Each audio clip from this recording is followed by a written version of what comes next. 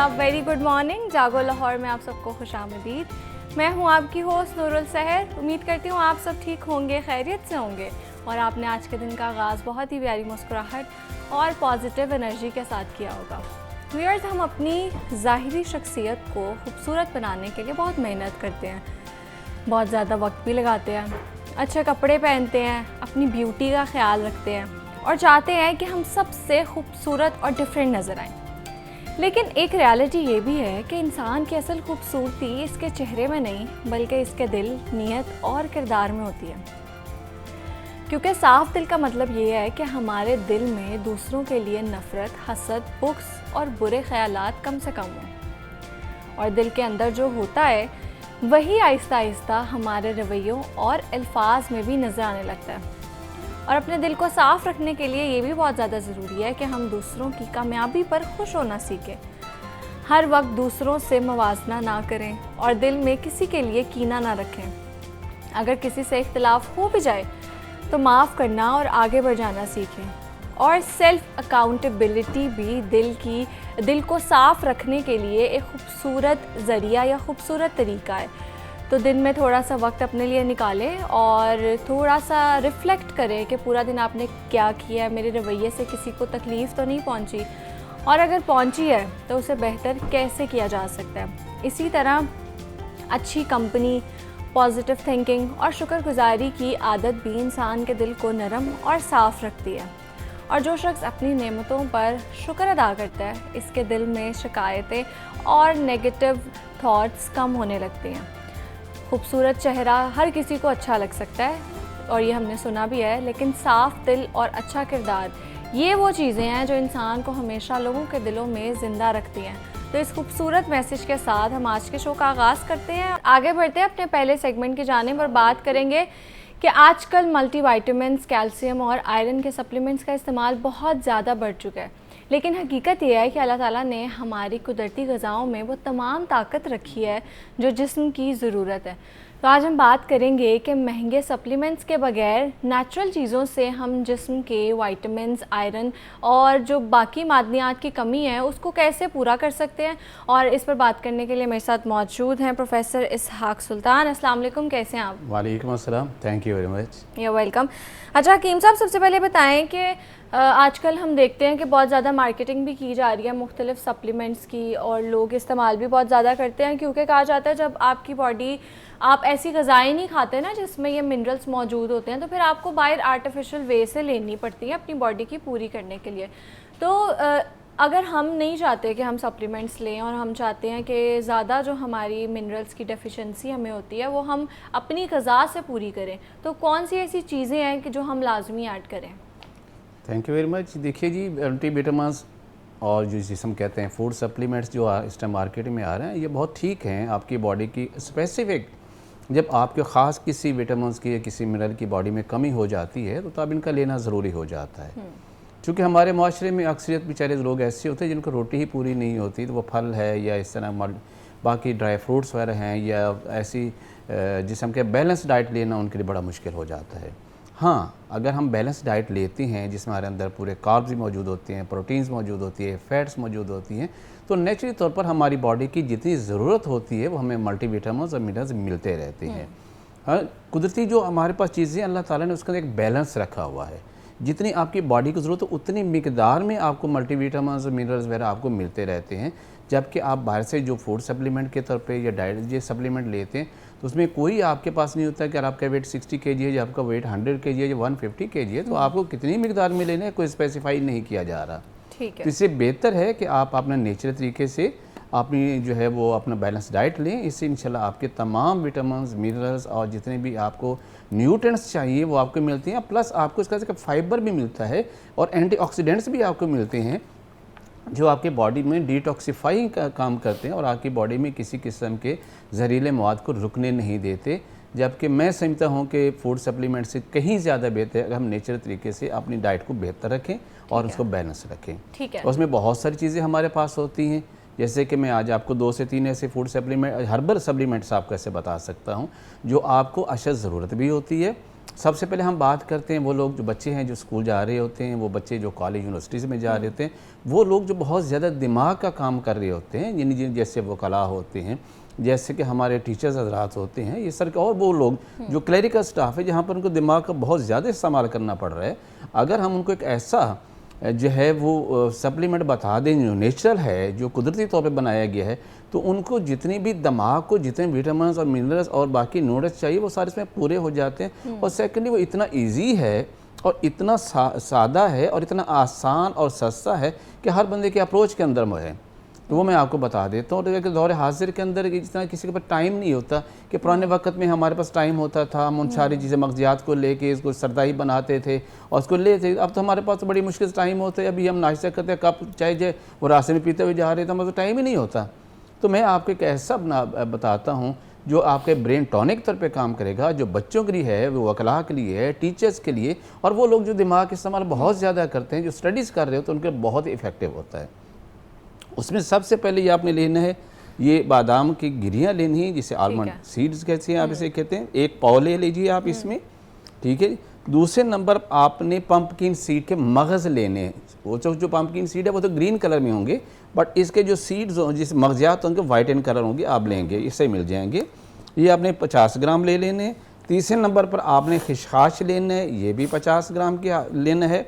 चौथे नंबर पर आपने तुख्म काहू लेना है। ये छोटे छोटे बिल्कुल ऐसे हैं जैसे आप समझे जौ होते हैं बारीक से, उस तरह होते हैं, आपने ये लेना है।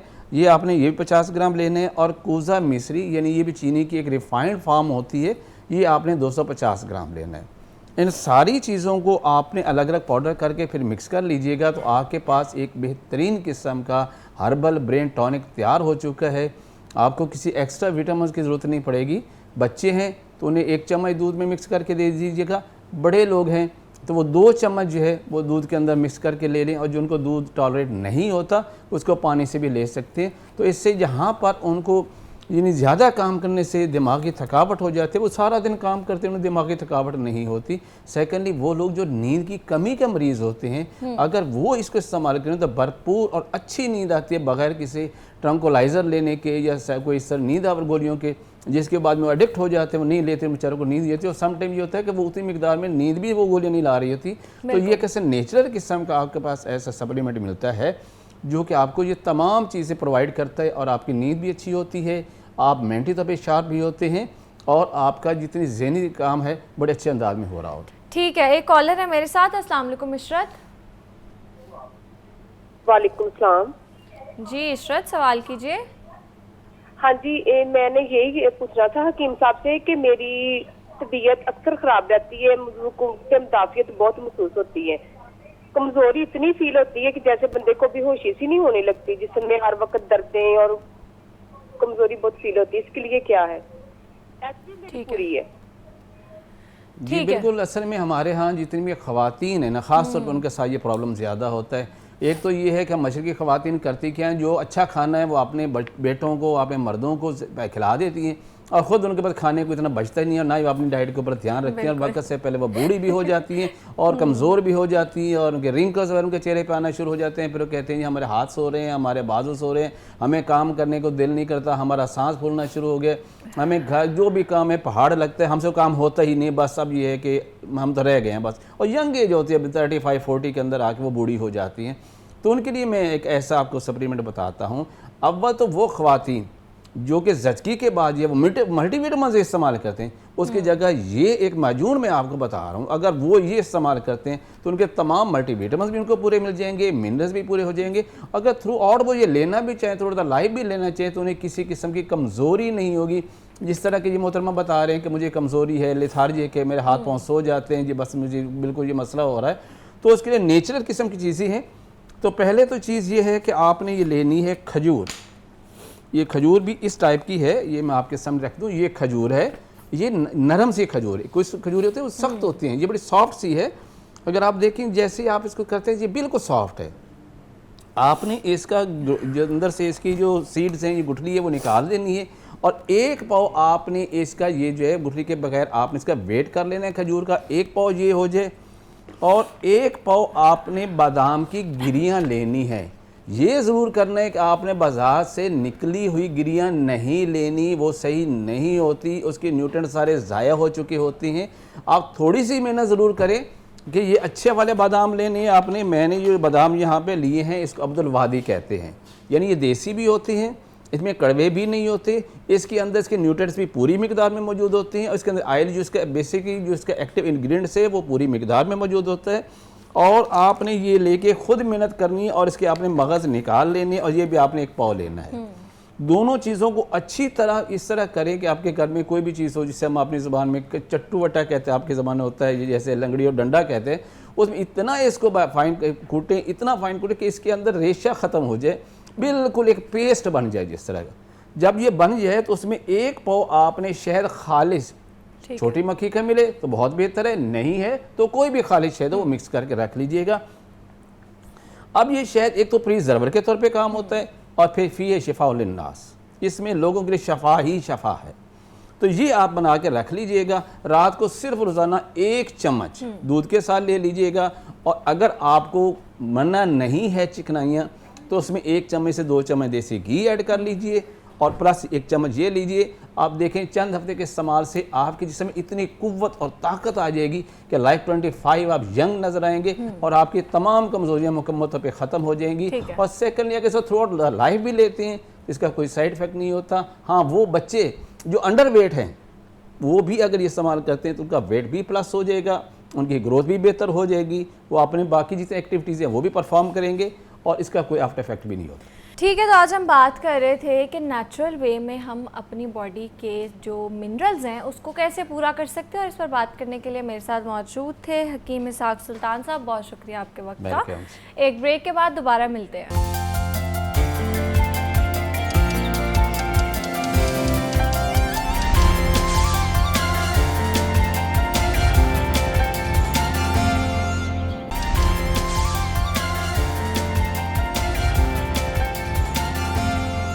Welcome back. آگے بڑھتے ہیں اور بات کریں گے کہ ہم میں سے اکثر لوگ ناکامی سے ڈرتے ہیں. کبھی ایگزامس میں ناکامی, کبھی کاروبار میں, کبھی رشتوں میں, اور کبھی اپنے خواب پورے کرنے میں. لیکن ایک بات ہمیشہ یاد رکھے کہ ناکامی کسی بھی چیز کا اینڈ نہیں ہوتا بلکہ سٹارٹ ہوتا ہے, اور ناکامی انسان کو ختم نہیں کرتی بلکہ انسان کو کامیابی کے نئے راستے دکھاتی ہے. اور یہ بھی ہمیں پتہ ہے کہ دنیا کے جتنے بڑے لوگ ہیں وہ پہلے کئی بار فیل ہوئے ہیں. فرق صرف یہ تھا کہ انہوں نے ہار ماننے کی بجائے دوبارہ اٹھ کر کوشش کی.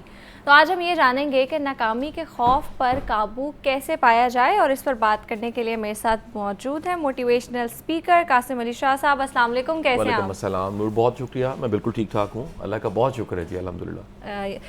سر, سب سے پہلے تو بتائیں کہ لوگوں میں ایکسیپٹنس نہیں ہوتی. اگر وہ غلطی بھی کر لیں نا تو وہ اپنی ہم کہتے ہیں نا دوسروں کو معاف کریں, وہ اپنے آپ کو ہی معاف نہیں کرتے, اور اس ٹراما سے یا اس گلٹ سے وہ نکل نہیں پاتے. اور ہم یہ بھی دیکھتے ہیں کہ لوگ اس ڈر سے کوئی بھی نئی چیز ٹرائی نہیں کرتے, کوئی امتحان نہیں دیں گے, اینٹری ٹیسٹ نہیں دیں گے کہ ہم فیل ہو جائیں گے. تو اس چیز کو ہم اپنے اندر سے کیسے نکال سکتے ہیں, کیونکہ ہم نے یہ بھی سنا ہے you attract what you fear. بالکل ٹھیک کہہ رہے ہیں. اچھا دیکھیے, سب سے پہلے تو یہ واضح کر لیجئے کہ لوگ ناکام ہونے سے اس لیے ڈرتے ہیں کہ ان کے پاس ایک سوشل پریشر ہوتا ہے, لوگ کیا کہیں گے, دنیا کیا کہے گی, پیرنٹس کیا کہیں گے, ٹیچرز کیا کہیں گے, اور سب دیکھنے والے کیا کہیں گے. اور یہ سوشل پریشر آپ کو اس پٹی میں, جو انڈو پاک کی پٹی میں ہم رہتے ہیں, یہاں پر زیادہ ہے. تانا مینا, طنز, بلنگ, آپ کو اس کی مقدار یہاں پر زیادہ ملے گی. بالکل ایسے ہی. میرا خیال ہے کہ ہم ایز اے نیشن میمز بنانے کی فیکٹری بن گئے ہیں. اتنی دنیا میں میمز کہیں نہیں بنتی ہوں گی, ہم کسی کو نہیں چھوڑتے, ہم تو کامیاب بندے کو نہیں چھوڑتے, اور وہ بیچارہ جو ابھی ابھی اڑان بھر کے اپنے پر سیدھے کر رہا ہے اور آسمان کی بلندیوں کی طرف دیکھ رہا ہے, اس کے تو ہم سب سے بڑے دشمن. لہٰذا یہ سوشل پریشر کہ جب ہم ناکام ہوں گے تو دنیا کیا کہے گی, اس سوشل پریشر اور اس فیئر کی وجہ سے ہم قدم ہی نہیں اٹھاتے. یعنی وہ جو ناکام ہی نہیں ہوا وہ کامیاب کیسے ہوگا. ناکامی کامیابی کا حصہ ہے. پھر ایک ناکامی مکمل زندگی کی ناکامی نہیں ہے. آپ کے اگر لائف کو سمجھانے کے لیے ایک ٹریجیکٹری بنائیں, اسٹریٹ لائن چلیں, بنا لیں کہ یہاں زندگی شروع ہوئی ہے اور یہاں ختم ہو رہی ہے. اس 60-70 سال کی زندگی میں کئی ناکامیاں آتی ہیں اور کئی کامیابیاں بھی آتی ہیں. جب آپ سمجھ لیتے ہیں کہ یہ ناکامی کامیابی کا ہی حصہ ہے. کیوں؟ بڑی ناکامیاں آپ کو کچھ ایسا سکھا رہی ہوتی ہیں جو آپ کو اسکول, کالج, یونیورسٹی, ماں باپ نہیں سکھا سکتے. وہ آپ کو کہتے ہیں مچھلی جو ہے نا وہ پتھر چاٹ کے آتی ہے تو اسے سمجھ آتی ہے. وہ جب تک آپ کھے نہیں کھاتے پنجابی کا ورڈ, جب تک آپ وہ فیس نہیں کرتے, لاکھ کسی کو روکتے رہیے. اچھا کچھ لوگ نا تھوڑے سے زیادہ ان میں انیشیٹو اور زیادہ ان کا وہ ڈوپامن ہائی ہوتا ہے, زیادہ کریج ہوتی ہے, وہ زیادہ پنگے لیتے ہیں, وہ زیادہ اٹیمپٹس کرتے ہیں. ان کو بھی نا بجائے بڑی نصیحتوں کرنے کے انہیں کہتے ہیں یہ تسی کر لو تاکہ تہاڈا جڑا نا نکل جائے جڑا دماغ دے وچ صرف امرود وچ کیڑا نہیں ہوندا, ایتھے بھی کیڑا ہوندا بعض اوقات. سو گزارش یہ ہے کہ فیلئر بذات خود ایک بلیسنگ ہے. ہم پاکستانی اور ینگسٹرز جو ہمیں زی جنریشن سن رہی ہے ان کا چیلنج یہ ہے کیونکہ ہمارا کلچر جو ہے اس میں یہ سوشل پریشر, یہ باتیں تانے مینے زیادہ ہیں تو یہ فیئر ہمیں زیادہ محسوس ہوتا ہے.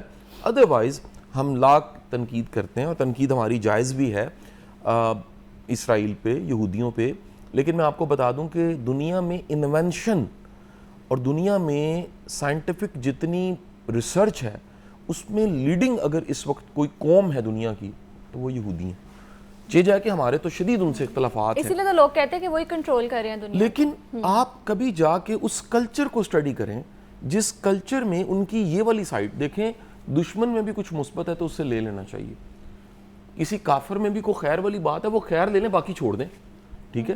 اور جب غزوہ ہم دیکھتے ہیں جس میں کچھ کفار جو تھے وہ قیدی بن کے آئے تو سرکار دو عالم صلی اللہ علیہ وسلم نے ان کو یہ ایک آپشن دی کہ آپ ہمارے بچوں کو تعلیم دے دیجئے, سکھا دیجئے, آپ کو ہم رعایت دیں گے اور قید آپ کی ختم ہو جائے گی, آپ کو رہائی مل جائے گی. میرا سوال یہ ہے کہ وہ جو قیدی آئے تھے وہ تو پہلی کلمہ گو نہیں تھے, کافر تھے. انہوں نے آ کے کوئی دین یاد تو نہیں پڑھانی تھی, انہوں نے صحا ستہ تو نہیں پڑھانی تھی, انہوں نے کوئی فتویٰ تو نہیں پڑھانا تھا, انہوں نے کوئی حدیثیں اور قرآن تو نہیں پڑھانا تھا. ان کے پاس دنیاوی علوم تھے.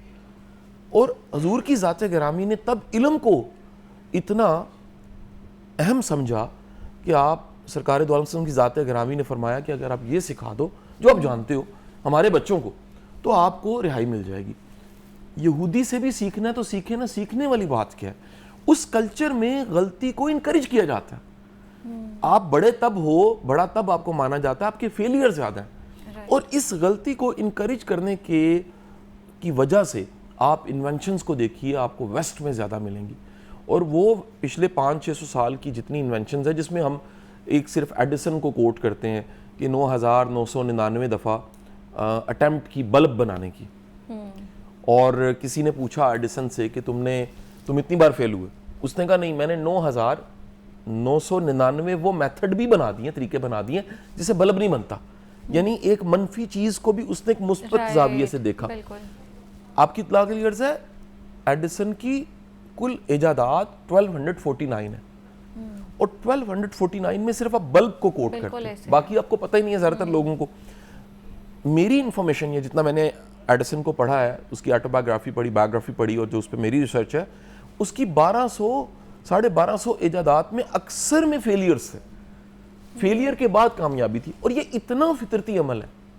یہ بالکل ایسی ہی کوئی کہ جی میں گاڑی چلاؤں گا اور میرے ٹائر نہیں گھسیں گے, کوئی کہ جی میں پیدا ہی ہوں گا تو چلنے لگ پڑوں گا. بھائی آپ رڑتے ہو, پکڑ کے چلتے ہو, گرتے ہو, اس کے بعد چلنا شروع ہوتے ہو, پھر دوڑنا شروع ہوتے ہو, پھر آپ چلنے کا بھی ایک آرٹ سیکھتے ہو, اور اگر آپ میں سپورٹس جینیس ہو تو پھر آپ چیمپئن بنتے ہو, آپ 100 میٹر کی ریس جیتتے ہو. لیکن آپ دنیا کا کوئی بچہ یا کوئی ماں باپ یہ امید نہیں کرتے کہ بچہ پیدا ہوگا ساتھ ہی بھاگے گا اور وہ منزل پہ پہنچ جائے گا. پیدا ہوگا, گود میں ہوگا, رڑے گا, چلے گا, غلطیاں کرے گا, سیکھے گا. جس طرح چلنا آپ نے بہت سی غلطیوں سے سیکھا, زندگی کے ہر شعبے میں غلطیوں سے سیکھنا اور کامیابی, یہ سائیکل ہے. غلطی میں نہیں کہتا جان کے کرنی چاہیے, جان کے نہیں کرنی چاہیے, لیکن جو ہو گئی ان سے سیکھیں, ٹھیک ہے جی, ان سے سیکھیں, لرن کریں. وہ غلطی, میں غلطی کو غلطی بھی تب مانتا ہوں, وہ غلطی جس سے آپ نے سیکھا نہیں, اصل میں وہ غلطی تھی. بالکل سیکھا نہیں تو غلطی تھی. اگر آپ نے غلطی سے سیکھ لیا, سیکھ کے آپ اصول بنا کے آگے چل پڑے تو آپ کی کامیابی یقینی ہے. ایگزیکٹلی ایسا ہی ہے. تو آج ہم بات کر رہے تھے کہ ناکامیوں کو ہم اپنی طاقت کیسے بنا سکتے ہیں, اور اس پر بات کرنے کے لیے میرے ساتھ موجود تھے موٹیویشنل اسپیکر قاسم علی شاہ صاحب. بہت شکریہ آپ کے وقت کا. آگے بڑھتے ہیں اور آج بات کریں گے کہ کارپوریٹ سیکٹر میں کام کرنے والے افراد کو اکثر محنت کے باوجود مینجمنٹ کی طرف سے وہ امپورٹنس نہیں مل رہی ہوتی جس کے وہ حقدار ہوتے ہیں, اور اس کی بہت سی وجوہات بھی ہوتی ہیں کہ کسی بھی ملٹی نیشنل کمپنی یا کارپوریٹ آفس میں کام کرنا چیلنج سے کم نہیں ہوتا, کیونکہ آپ کا کیریئر اس کے لیے اسٹیک پر ہوتا ہے, اور پھر یہاں کام کرنے والوں کو ہر روز بہت سی چیزیں کرنی ہوتی ہیں, محنت, ڈیڈیکیشن اور پرسنالٹی کو بھی اپ گریڈ کرنا پڑتا ہے. کارپوریٹ کلچر میں power dressing formula, dressing power rule کی بات کی جاتی ہے, اور وہ کیا ہے آج کے سیگمنٹ میں ہم اسی حوالے سے بات کریں گے اور لوگوں کو یہ بھی بتائیں گے کہ پاور ڈریسنگ کیا ہوتی ہے, اور جو ہماری سکسیس ہے یا ہماری پرسنالٹی ڈیولپمنٹ ہے اس میں ہماری جو ڈریسنگ ہے اس کا کتنا بڑا رول ہے. اور اس پر بات کرنے کے لیے میرے ساتھ موجود ہیں انٹرنیشنل امیج کنسلٹنٹ حامد سعید. السلام علیکم, کیسے ہیں آپ؟ وعلیکم السلام, کیسی ہیں آپ؟ Thank you for having me on the show again. You welcome. اچھا حامد صاحب, یہ جو کہا جاتا ہے کہ جو ڈریسنگ ہے اس کا ہماری سکسیس کے ساتھ بہت گہرا تعلق ہے, جی جی, تو کیا تعلق ہے, تھوڑا سا بتائیں. دیکھیں جو ہی آپ کہیں ملنے جاتے ہیں, کارپوریٹ میٹنگ ہے یا even for that matter any business meeting ہے, تو اس سے پہلے کہ آپ منہ سے ایک لفظ بھی بولیں, یو نو آپ کا جو امیج ہے, جو آپ کی کمیونیکیشن ہے, نان وربل کمیونیکیشن ہے, وہ سب سے پہلے یو نو اس کو نوٹ کیا جاتا ہے.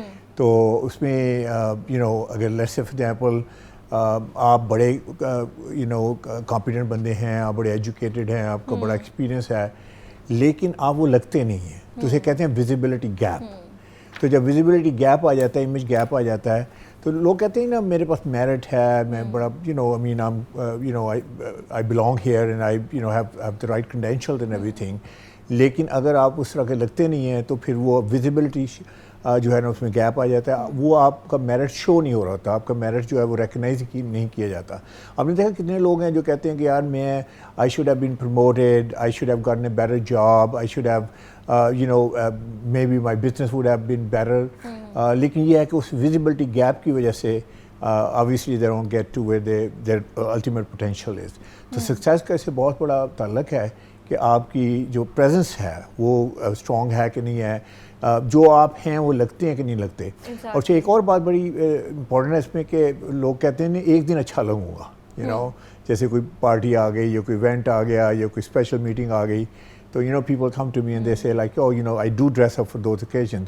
لیکن اس میں ایک روز اچھے لگنے سے کچھ نہیں ہوگا. اگر آپ نے سکسیزفل ہونا ہے تو آپ کو ہر روز اچھا لگنا پڑے گا اور ہر اوکیزن کے لیے اچھا لگنا پڑے گا. یہ نہیں ہے کہ آپ لیسے کہ سوٹڈ بوٹڈ آپ بڑے اچھے لگتے ہیں, لیکن اگر آپ شلوار قمیض پہنتے ہیں تو یو لک ٹیریبل, یا اگر آپ کیجول میں جاتے ہیں تو آپ کو پتہ نہیں کیجول کیسے آپ کو پہننا ہے, کارپوریٹ کیجول کیا ہے, بزنس کیجول کیا ہے. تو کنسسٹنسی جو ہے نا دیٹس دا کی ہے. ایگزیکٹلی ایسے ہی ہے. اچھا حامد صاحب, ہم نے بات کی ہے کہ ڈریسنگ کا بڑا امپورٹنٹ رول ہوتا ہے ہماری پرسنالٹی پہ, تو اس کے ساتھ گرومنگ بھی بڑی امپورٹنٹ ہوتی ہے. تو سب سے پہلے تو یہ بتائیں کون سے ڈونٹس ہیں جو آپ کہتے ہیں کہ انسان کی پرسنالٹی بے شک وہ جتنا مرضی اچھا کام کرے ایک دم سے بالکل اس کو ڈاؤن کر دیتی ہیں وہ چیزیں. دیکھیے سب سے پہلے میں کہوں گا موسٹ امپورٹنٹ چیز آپ کی پریزنس ہے. تو آپ کا جو امیج بنتا ہے وہ نان وربل کمیونیکیشن, کیا آپ سکسیزفل لگتے ہیں. ایک تھا نا میں I am successful but do you look successful. آپ اکامپلشڈ ہیں, کیا اکامپلشڈ لگتے ہیں, کیا آپ کریڈیبل لگتے ہیں, کیا آپ کانفیڈنٹ لگتے ہیں, کیا آپ ٹرسٹ ورتھی کریڈیبل لگتے ہیں. اگر آپ یہ سارے نہیں لگ رہے, آپ سفسٹیکیٹڈ لگ رہے ہیں کہ نہیں, آپ ریفائنڈ اینڈ پالش لگ رہے ہیں. You know lot of people they come to me, I have lot of clients and they you know I see them کہ they never got to wear they actually belonged. اس کی وجہ یہ نہیں کہ ان کے پاس کمپیٹنس نہیں تھی یا ان کے پاس نالج نہیں تھا یا وہ they didn't belong there. Actually وہ جو مسنگ پارٹ ہے وہ ہے ان کی پریزنس کا. تو فرسٹ امپریشن تو آپ نے سنا ہوگا نا, first impression is last impression, first impression is lasting impression. تو مسٹیکس کیا ہیں؟ سب سے پہلی مسٹیک تو یہ ہے کہ آپ نے جو کلرز پہنے ہوئے وہ رانگ پہنے ہوئے. دیکھیں آپ جتنا مرضی مہنگا کپڑا لے لیں, جتنی مرضی مہنگی آپ سوٹ لے لیں یا you know whatever the shirts and ties and everything, لیکن بڑے اچھے برانڈ کے بھی لے لیں, لیکن کلر آپ کو سوٹ نہیں کرتا. یعنی آپ کا eye colour, hair colour, skin tone کیا ہے اور آپ نے کون سے کپڑے پہنے ہیں. تو اور دوسرا بات ہے کلر جو ہے نا وہ بولتا ہے. کلر جو ہے اس کی پرسیپشن ہے کہ کچھ کلرس ہیں پاور کلرس ہیں, جیسے بلیک ہے consider power colour, navy blue ہے وہ پاور پلس اپروچیبلٹی ہے. ٹھیک ہے. اچھا جاتے جاتے آپ کوئی ہمیں وہ بتا دیں کون سے شوز اس کے ساتھ اچھے لگیں گے, تو آپ اس کو کس کیٹیگری میں رکھیں گے, ڈو میں یا ڈونٹ میں؟ نہیں, جاگر تو میں کہوں گا یو نو اگر آپ کارپوریٹ کلچر میں ہیں تو I would say totally avoid this. क्योंकि देखिए वो तो सिर्फ ये बहुत एक्सट्रीम कैजुअल में अच्छे लग सकते हैं, extreme casual is not good for corporate. तो जूते आपके बिल्कुल शलवार कमीज के साथ भी आपके साथ जूते ठीक होने चाहिए। आपने देखा है कुछ लोग जॉगर्स पहन लेते हैं उसके साथ भी, I think it's a big no no. ठीक है, तो आज हम बात कर रहे थे कि कौन से ऐसे कलर्स हैं, कौन सी ऐसी ड्रेसिंग है जो कि हमें कामयाब दिखाती है और कामयाब लगने में जो हमारी ड्रेसिंग है उसका कितना बड़ा रोल है। और इस पर बात करने के लिए मेरे साथ मौजूद है international image consultant Hamid Saeed. Thank you so much for your time. My pleasure. एक ब्रेक के बाद दोबारा मिलते हैं।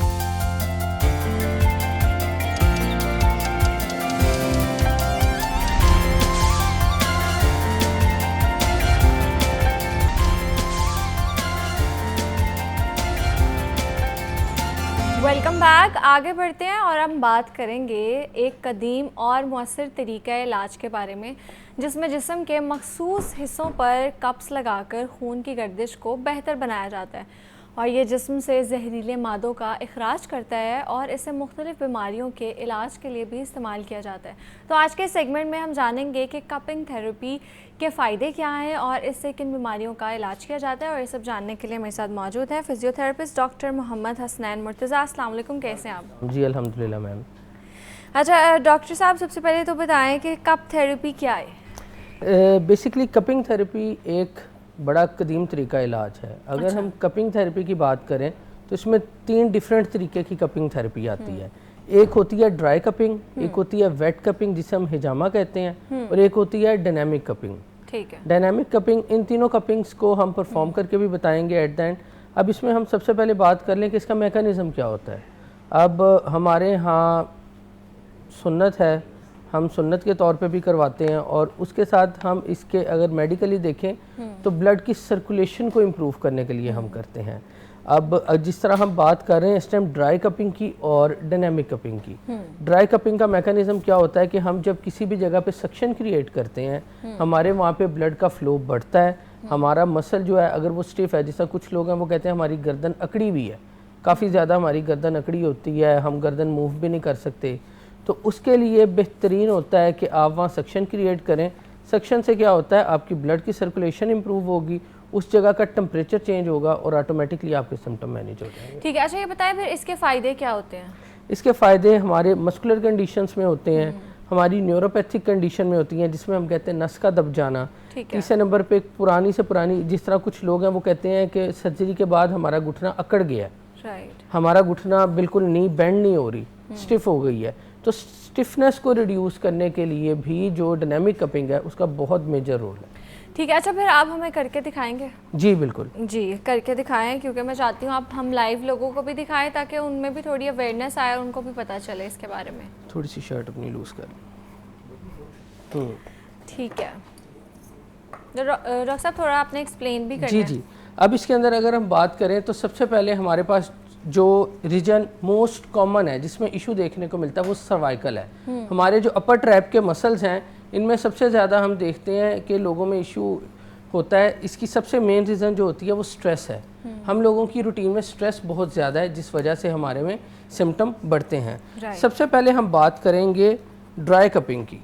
ड्राई कपिंग में क्या होता है कि सपोज ये मसल है जिसमें स्टिफनेस है, तो हमने यहाँ पे इस तरह से सक्शन क्रिएट करनी है। Is it painful?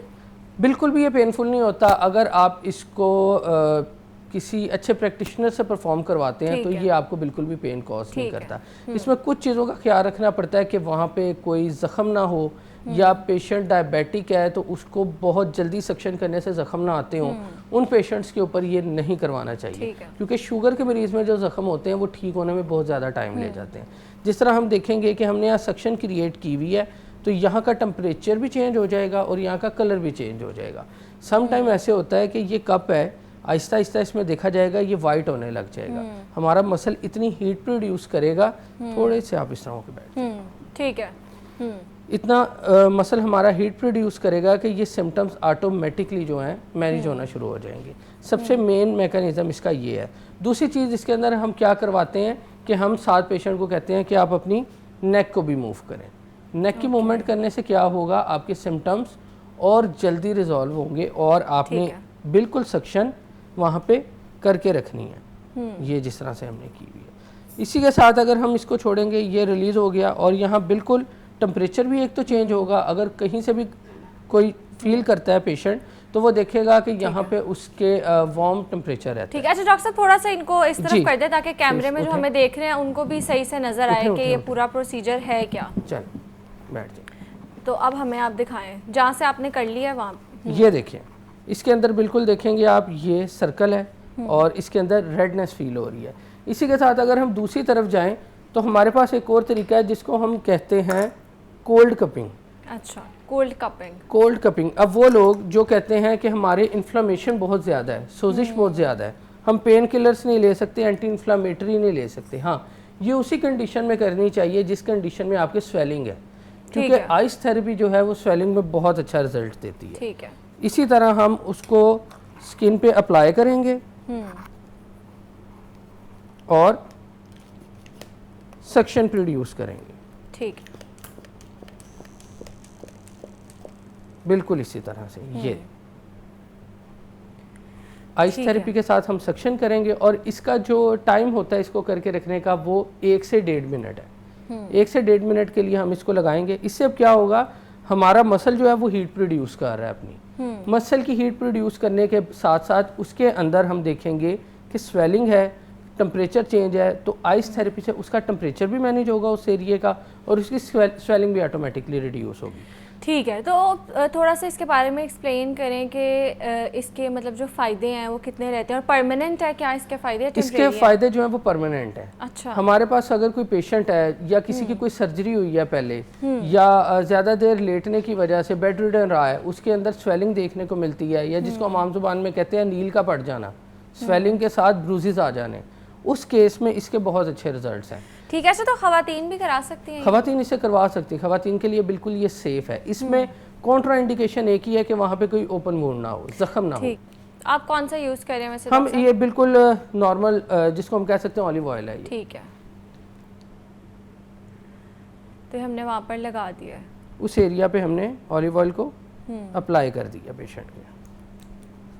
تو ڈاکٹر صاحب یہ اسی کے سٹیپس ہیں یا یہ انٹائرلی ڈفرینٹ آپ کچھ بتا رہے ہیں؟ یہ ٹائپس ہیں تینوں کپنگ. اچھا ٹھیک ہے. یہ بالکل تینوں ٹائپس ہیں. ایک جس طرح ہم نے بتایا ہے کہ اگر پیشنٹ کے اندر سویلنگ آئے گی پھر ہم آئس اپلائی کریں گے. اگر پیشنٹ کو صرف اسپیزم فیل ہوتا ہے کسی ایک اسپیسیفک پوائنٹ پہ پھر ہم اس کے صرف سکشن کریٹ کریں گے.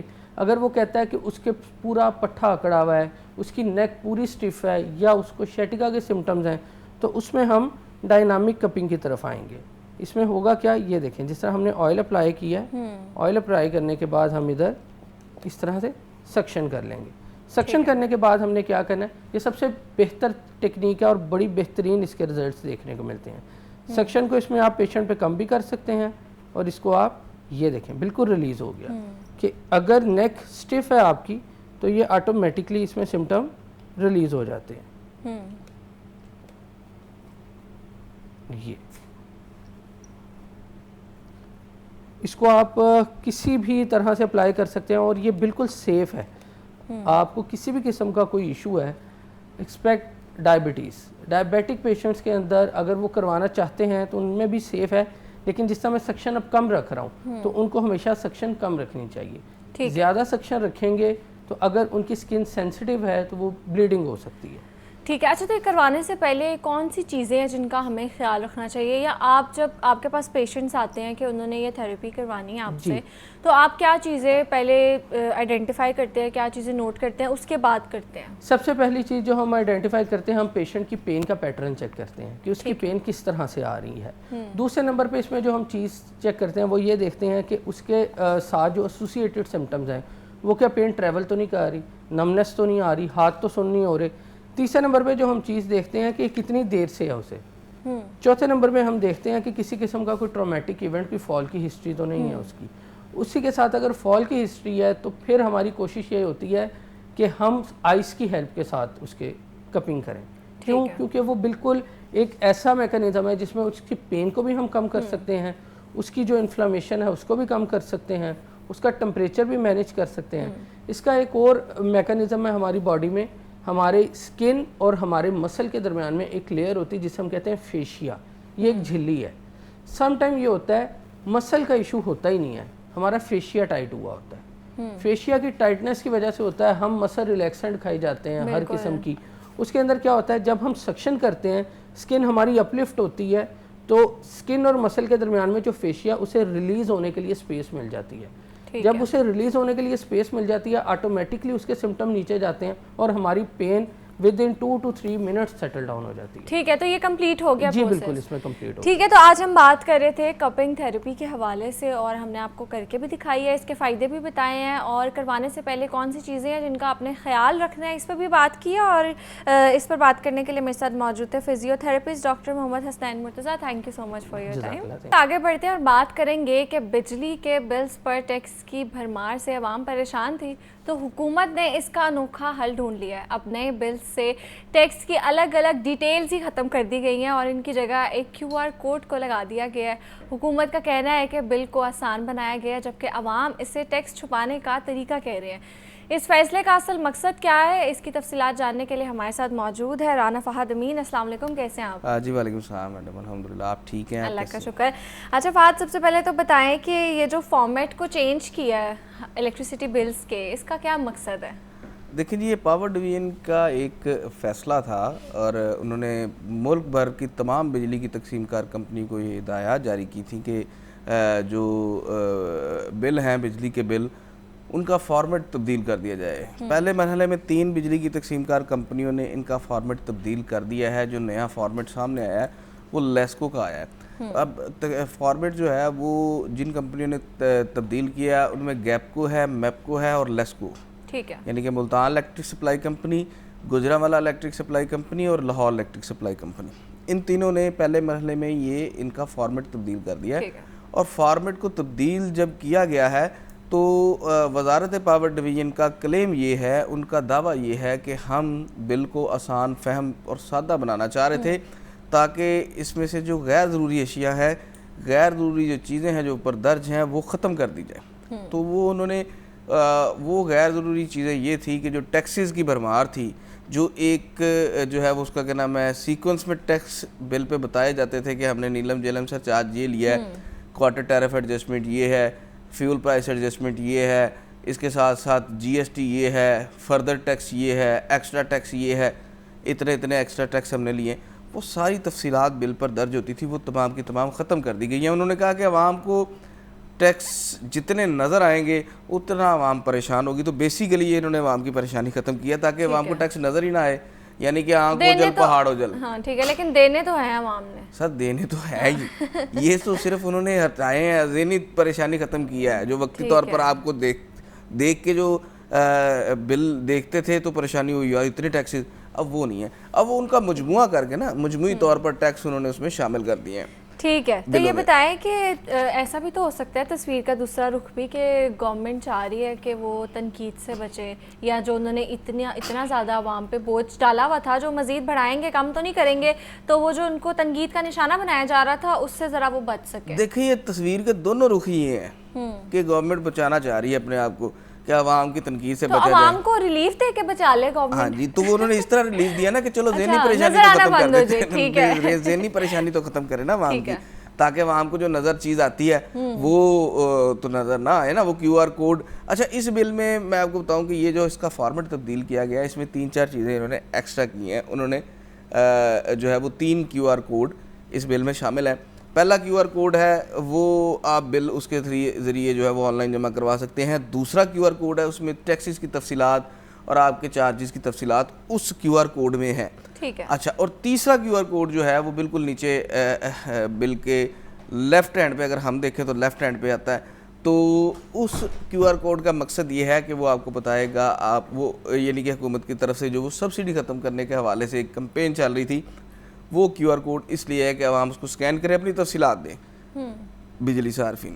تو یہ اس میں 2-3 چیزیں ایڈ کی ہیں. اور تیسری چیز جو ایڈ اس میں کی ہے, بلکہ ایڈ نہیں کی, وہ اس میں سے ختم کی ہے, وہ سلیب سسٹم ختم کیا ہے. اچھا, پہلے بل میں یہ ہوتا تھا کہ اگر آپ نے 300 یونٹ 350 یونٹ استعمال کیے ہیں تو وہ آپ کے پاس باقاعدہ طور پر سائڈ پہ ایک جو ہے وہ درج ہوتا تھا کہ آپ کا پہلے 200 یونٹ اس کا جو ہے وہ سرکاری ٹیرف یہ ہے, گورنمنٹ کا ٹیرف یہ ہے, اور آپ جو ہے نا وہ اتنے آپ نے استعمال کیے ہیں. اور ان کو سے یعنی کہ پوری کیلکولیشن ہوتی تھی, بل کا حساب ہوتا تھا, اس کو حساب کہہ سکتے ہیں, بل کا حساب ہوتا تھا. کہ آپ نے کتنے یونٹ استعمال کیا اور کتنے یونٹ کس حساب سے آپ کو چارج کیے گئے.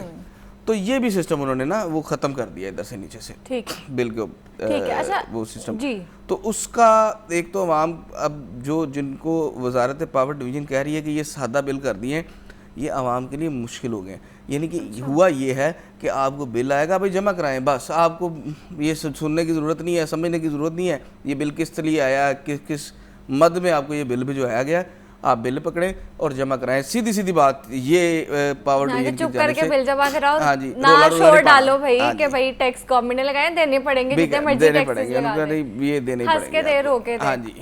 ظلم ہے جیسے مرضی کرا لیں, صحیح کہہ رہے ہیں. اچھا وہ کیو آر کوڈ جو ہے نا, کیو آر کوڈ میں آپ کی ساری تفصیلات ہیں.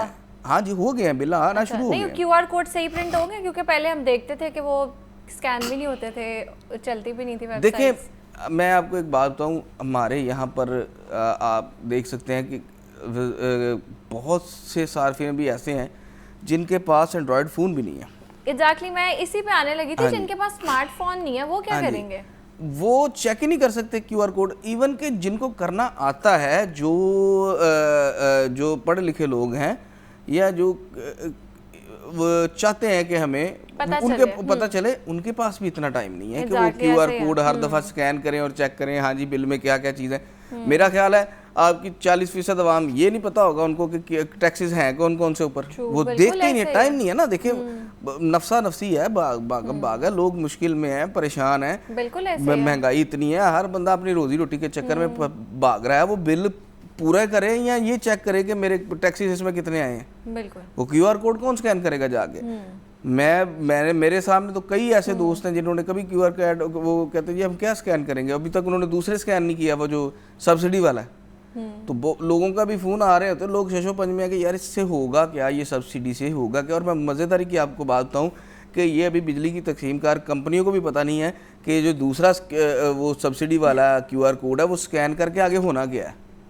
آپ یقین کریں, اگر کسی آفیسر کے پاس بیٹھ کے آپ پوچھ لیں, ہم تو جاتے رہتے ہیں, ملاقاتیں ہوتی رہتی ہیں فیلڈ آفیسر سے, تو اگر ان سے بھی پوچھ لیں تو وہ بھی کہتے ہیں کہ یار ہمیں نہیں ابھی اس کی سمجھ کے کیا ہے کیا. یہ تو پھر کس کو سمجھ تھی, کس نے لگوایا یہ پاور ڈویژن ابھی تک کلیئر ہی نہیں کر سکے. یہ پاور ڈویژن کی طرف سے ہے نا. دیکھیں ان کا کلیم یہ تھا کہ لوگوں نے اب کیا کیا ہے, جیسے جو ہے وہ آپ برداشت کر سکتی ہیں بل, یعنی کہ غریب نہیں ہے, تو آپ نے پھر بھی کیا ہوا ہے, آپ نے اپنے گھر میں 3-4 میٹر لگوا لیے ہیں, آپ 200 یونٹ تک رہتی ہیں اور کیٹیگری میں فال کرتی رہتی ہیں, پروٹیکٹڈ کیٹیگری میں, تو وہ اس سے جو ہے نا وہ یہ ہے کہ آپ کے بل کم ہوتے ہیں. تو پاور ڈویژن کا یہ کلیم تھا کہ ان کی تعداد جو ہے وہ مسلسل سبسڈائز کنزیومر کی یا جو اس کیٹیگری میں فال کر رہے ہیں ان کی تعداد مسلسل بڑھتی جا رہی ہے. ٹھیک ہے, تو آج ہم بات کر رہے تھے جو الیکٹریسٹی بلز ہیں ان کے نیو فارمیٹ پہ اس کی ضرورت کیوں پڑی ہے اور اس کا فائدہ کیا ہے,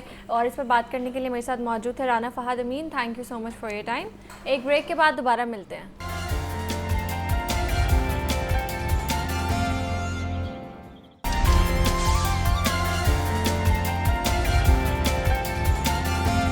ویلکم بیک. آگے بڑھتے ہیں اور آج بات کریں گے کہ اسلامی تاریخ میں کچھ دن اور کچھ مہینے ایسے ہیں جنہیں اللہ تعالیٰ نے ایک خاص مقام اور فضیلت عطا کی ہے. انہی میں سے ایک نہایت ہی بابرکت اور محترم مہینہ محرم الحرام کا ہے. یہ وہ مہینہ ہے جس کے نام کا مطلب ہی عزت اور احترام ہے, اور جسے ہمارے نبی کریم صلی اللہ علیہ وآلہ وسلم نے شہر اللہ یعنی اللہ کا مہینہ قرار دیا ہے. اور محرم کا مہینہ آتے ہی دلوں میں خاص عقیدت اور احترام کا احساس جاگ اٹھتا ہے.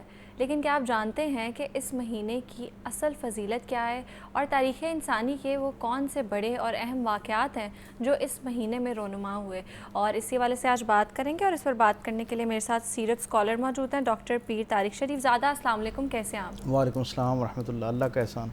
اور ساتھ میرے ساتھ موجود ہے مفتی بہرام شاہد. السلام علیکم, کیسے ہیں آپ؟ وعلیکم السلام, الحمدللہ.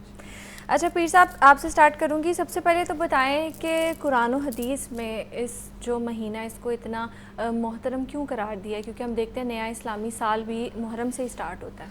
بسم رب محمد کریم علیہ الصلوۃ والتسلیم. سب سے پہلے تو یادآوری کا شکریہ. اور یقیناً جیسے ہی محرم الحرام کا چاند طلوع ہوتا ہے ایک خاص طرح کا تقدس جو ہے وہ پوری دنیا کے اندر محسوس کیا جاتا ہے.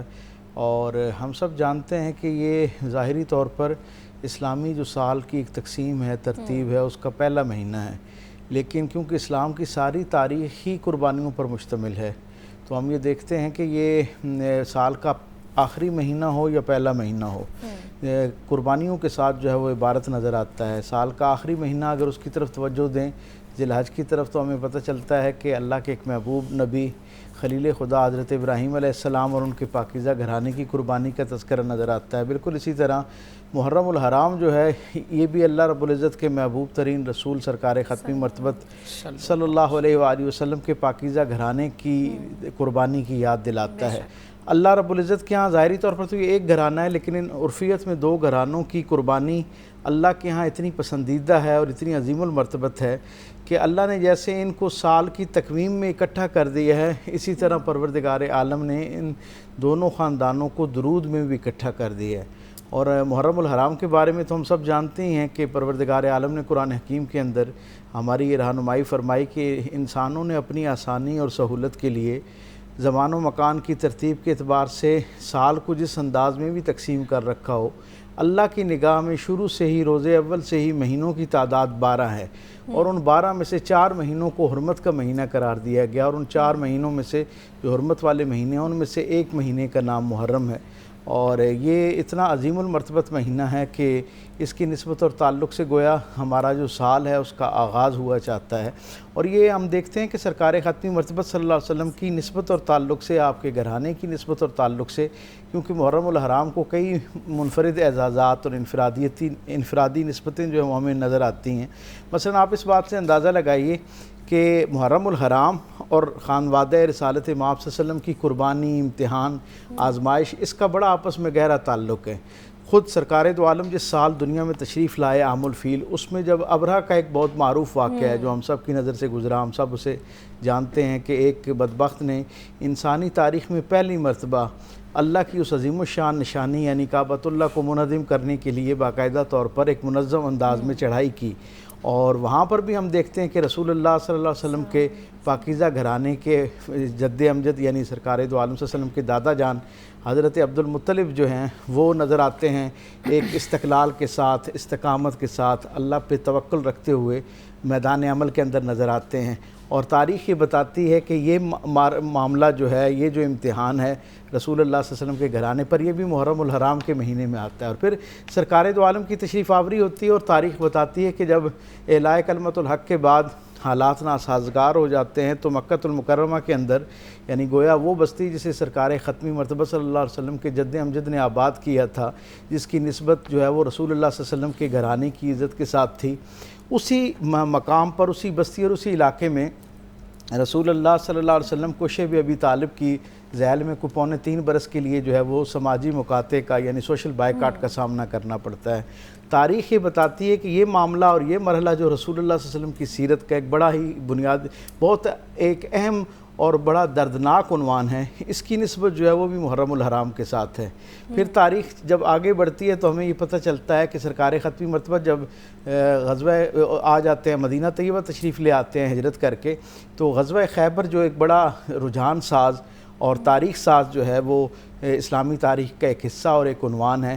ہم یہ دیکھتے ہیں کہ وہاں پر بھی یہودیوں کی ایک بڑی کمیونٹی کے ساتھ فیصلہ کن مارکۃ الآراء قسم کی جو جنگ ہے، اس کے اندر اسی پاکیزہ گھرانے کے ایک فرد جناب علی کرم اللہ وجہ الکریم جو ہیں، ان کی شجاعت اور بہادری جو ہے بڑی، اور ایثار اور قربانی جو ہے بڑا نمایاں انداز میں نظر آتا ہے۔ یہ سارے حوالے بڑے معتبر ہیں، لیکن جیسے ہی اسی کے اندر ہی ہمارے سامنے جناب حضرت عمر فاروق رضی اللہ تعالیٰ عنہ کی شہادت سے بھی اس کو منسوب کیا جاتا ہے 1 محرم کو، اور پھر ہم آگے چل کے دیکھتے ہیں کہ یہ سارے حوالے بڑے معتبر ہیں اور سارے ہماری لائق تکریم ہیں، لیکن سب سے نمایاں ترین حوالہ 61 ہجری کا وہ میدان کربلا میں وقوع پذیر ہونے والا ایک معرکہ ہے جو حقیقی معنوں میں حق اور باطل کے درمیان ایسا فیصلہ کن اور نظریات کو بالکل کلیئرٹی عطا کرنے والا ایک مارکہ پیش آتا ہے، جس کے اندر خانوادہ رسالت مآب صلی اللہ علیہ وسلم کے ان نفوس قدسیہ نے پروردگار عالم کی رضا کو اپنی خون سے جو ہے وہ خریدا، اور ایک ایسی لازوال قربانی جو ہے وہ حق پرستوں کی مرتب ہوئی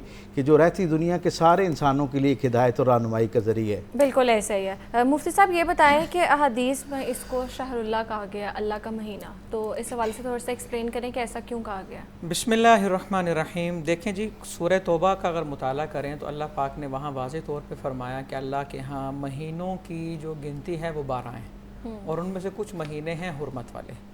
حرمت والے مہینوں کا معنی ہے کہ انہیں اللہ نے زیادہ مقام، زیادہ مرتبہ عطا کیا ہے۔ دیگر مہینوں کے جو احکام ہیں 8 وہ الگ ہیں، اور ان 4 مہینوں کے احکام الگ ہیں۔ 3 مہینے تو اکٹھے آ گئے، ذوالقعدہ، ذی الحج، محرم، اور چوتھا مہینہ ہے رجب۔ اچھا، اور اللہ نے اپنا مہینہ قرار دیا، یا حضور علیہ الصلوۃ والسلام کی روایات سے بھی اس کو شہر اللہ کہا جاتا ہے، اللہ کا مہینہ۔ بے شمار حکمتیں، حکیم کا فعل حکمت سے خالی نہیں ہوتا۔ اللہ رب العزت کی ذات کی صفت ہے کہ وہ حکیم ہے۔ حضور علیہ الصلوۃ والسلام جیسے حکیم اور دانا مدبر کائنات مخلوق میں ہیں ہی کوئی نہیں۔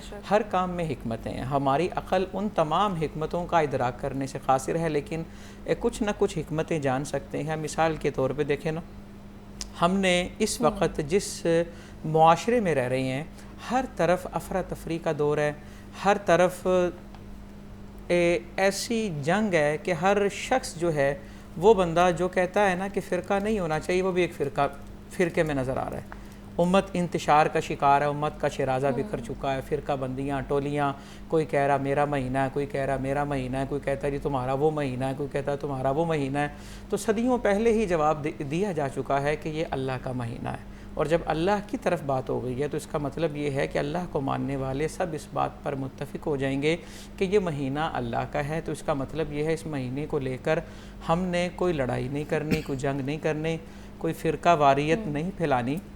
اللہ کے بندے، شاعر مشرق ڈاکٹر علامہ محمد اقبال رحمۃ اللہ تعالی علیہ نے جب اسی طرح کے اختلافات دیکھے اور آپ نے بڑا شاندار اس کا جواب دیا، فرمانے لگے کہ یوں تو سید بھی ہو، مرزاں بھی ہو، افغاں بھی ہو، تم سبھی کچھ ہو، بتاؤ تو مسلمان بھی ہو۔ تو ہمیں اللہ نے جو مہینے دیے، مہینے اللہ کے۔ اللہ نے مہینے کیوں دیے؟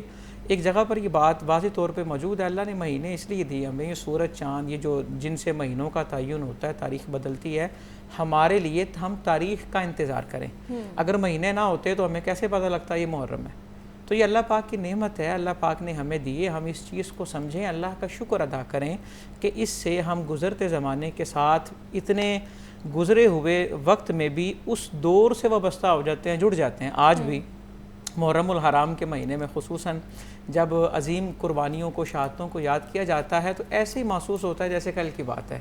اور یہ کس لیے ہے کہ اللہ نے یہ مہینے ہمیں بطور احسان عطا فرمائے، بطور انعام عطا فرمائے۔ تو مہینے اللہ کے ہیں، تو اس کا مطلب یہ ہے جو چیز اللہ کی ہے اس کے اندر بندے کا عمل دخل وہی ہوگا جو اللہ کی اطاعت کے زمرے میں آئے گا، کہ بندہ کوئی ایسا کام نہ کرے جو اللہ یا اللہ کے محبوب صلی اللہ علیہ وآلہ وسلم کی مخالفت میں آتا ہو، اور تب ہی انسان ان دنوں کو اچھے انداز میں گزار سکتا ہے، اور کہ جب وہ مطیع بن کے، فرما بردار بن کے رہے۔ اچھا، یہ اللہ کا مہینہ، اور اس کا مطلب یہ ہے اس میں جو قربانیاں ہو رہی ہیں، جس طرح ڈاکٹر صاحب نے بھی بات کہی کہ سال کا اختتام بھی قربانی پہ، آغاز بھی قربانی پہ۔ شاعر مشرق آپ نے تو یہ بات بڑی آسان لفظوں میں بتا دیا، فرماتے ہیں غریب و سادہ و رنگی ہیں داستان حرم، نہایت اس کی حسین ابتدا ہے اسماعیل۔ یہ اللہ کا مہینہ، اللہ کا مہینے کا مطلب ہے جس طرح آپ سمجھ لیں حج کے دن ابھی گزرے، اللہ کو سب سے زیادہ کثرت سے یاد کرنے کا حکم حج کے دنوں میں۔ اور سورہ بقرہ میں اللہ نے کیا فرمایا؟ اللہ نے فرمایا یوں اللہ کا ذکر فخر سے کرو جیسے اپنے باپ دادا کا ذکر فخر سے کرتے ہو، اور ان کے ساتھ ہی اس مہینے کو اللہ کا مہینہ قرار دیا اور فرما دیا کہ یہ نہیں سمجھنا کہ بس اللہ کو یاد کرنے کے دن ختم ہو گئے، اللہ کا مہینہ ہے یہ بھی۔ اور جو مہینے پیچھے گزرے حج کے، یا جو یہ مہینہ ہیں تو یہ اللہ کے خصوصاً حرمت والے مہینے، لیکن ان سارے مہینوں کو نسبت جو ہے وہ اللہ کے نیک بندوں سے ہے، یعنی کہ اللہ رب العزت نے اسے بھی اپنا مہینہ کہہ کے یہ بات فرما دی، واضح فرما دی کہ میری چیز وہی ہوتی ہے جو میرے بندوں سے منسوب ہو جاتی ہے۔ اب دیکھیں نا، اتنی حرمت والا یہ مہینہ، اللہ کا مہینہ دین اسلام سے پہلے بھی، جس طرح اس کی تاریخ ڈاکٹر صاحب نے بتائی، دین اسلام سے پہلے بھی اللہ تعالیٰ نے اسی مہینے میں حضرت موسیٰ علیہ السلام کو نجات عطا کی. یہ وہی مہینہ ہے جس کے اندر سمندر کے اوپر راستہ بنا، اسی مہینے میں فرعون ڈوبا غرق ہوا، اسی مہینے میں اللہ نے بے شمار انعامات عطا کی، بے پایہ کرم اس کا ہوا، اور اس کی تاریخ چلی آ رہی ہے. یہی وجہ ہے کہ حضور علیہ الصلوۃ والسلام نے اس مہینے کے روزوں کا اہتمام فرمایا، اور خاص طور پر عاشوراء کا روزہ بھی رکھا جا رہا ہے. اور حضور علیہ الصلوۃ والسلام نے تو یہ بھی ارشاد فرمایا کہ صرف 10 کا روزہ نہ رکھیں، یہود کی مخالفت کریں، 9 کا ملائیں، 7 11 کا ملائیں، تاکہ کام اللہ اور اللہ کے رسول کی اتباع میں ہو. ہم ایک روزہ نہیں رکھ سکتے، یا 9 کا یا 10 کا یا 11 کا، تینوں روزے رکھنے ہوتے ہیں؟ تینوں روزے رکھنا ضروری نہیں ہے، یہ نفل روزہ ہے. بہتر یہ ہے کہ اگر روزہ رکھنا ہے عاشوراء کا تو وہ 9 کا ساتھ ملائے، یا پھر 9 10 کا رکھ لے، یا 10 اور 11 کا رکھ لے. اس سے یہود کی مخالفت کا حکم حضور علیہ الصلوۃ والسلام نے خود دیا ہے، تاکہ کیونکہ وہ بھی عاشوراء کا روزہ رکھتے تھے، ان کی حکمت کوئی اور تھی. تو حضور علیہ الصلوۃ والسلام نے فرمایا ہمارا حضرت موسیٰ پر حق زیادہ ہے تو ہم بھی رکھیں گے. اچھا، اب یہاں پر جو بات سمجھنے والی ہے وہ یہ ہے، اس مہینے میں بڑا اہتمام ہوگا. ہم رستے سے گزریں گے تو جگہ جگہ سبیل بھی لگی دیکھیں گے، چیزیں تقسیم ہو رہی ہیں، سب کچھ ہو رہا ہے.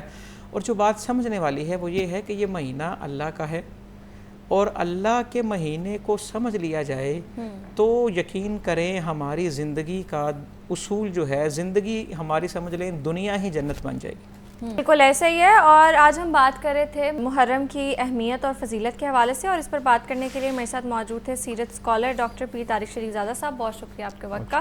اور ساتھ ساتھ میرے ساتھ موجود تھے Mufti Bahram Shahid. Thank you so much for your time. That's it for today. ملتے ہیں کل انشاءاللہ. اپنا بہت زیادہ خیال رکھیے گا. اللہ حافظ.